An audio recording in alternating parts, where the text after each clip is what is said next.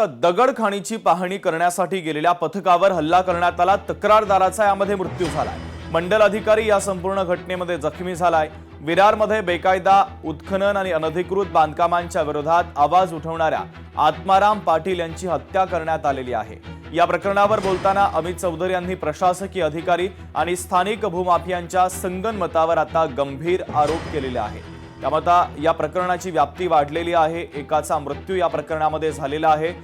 दगडखाणीची पाहणी करण्यासाठी गेलेल्या पथकावर हा जीवघेणा हल्ला करण्यात आला। यामध्ये एका तक्रारदाराचा मृत्यू झालाय तर मंडल अधिकारी जखमी झालेत।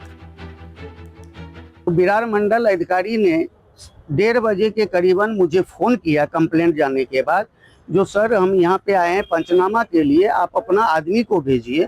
तो आत्माराम पांडुरंग पाटिल को मैंने फ़ोन किया, जो आप जाइए, वहाँ पे अधिकारी आया है।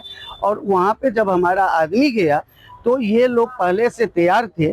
जो हमारा कार्यकर्ता को इसने कंप्लेंट के वजह से जो बंगला जो तोड़ने का आदेश पारित है, खनन का जो आदेश निकला जो सील करने का, तो ये सब मंडल अधिकारी साजिश करके हमारे आदमी को बिना प्रोटेक्शन को बुलाए वहाँ पे जाने के बाद ये हत्या का अंजाम दिया गया। पाटिल ने जो मुझे डॉक्यूमेंट सबमिट किया था, जो हमने हाईकोर्ट में रेट पिटीशन फाइल किया हुआ है, भालचंद पाटिल पे पहले से भी 1 या 2 मर्डर केस चालू है।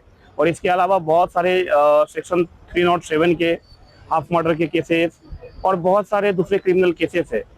और फिर भी किस तरह से वो आज़ादी से यहाँ पे रह के एक बाहुबली की भूमिका में यहाँ पे रह के इस तरह से काम कर रहा था, ये एक यहाँ के प्रशासन पे भी क्वेश्चन खड़े करता है।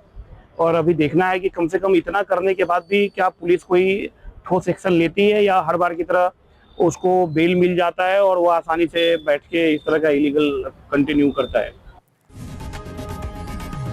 लोकशाही मराठी ऐका, पहा, जागरूक रहा।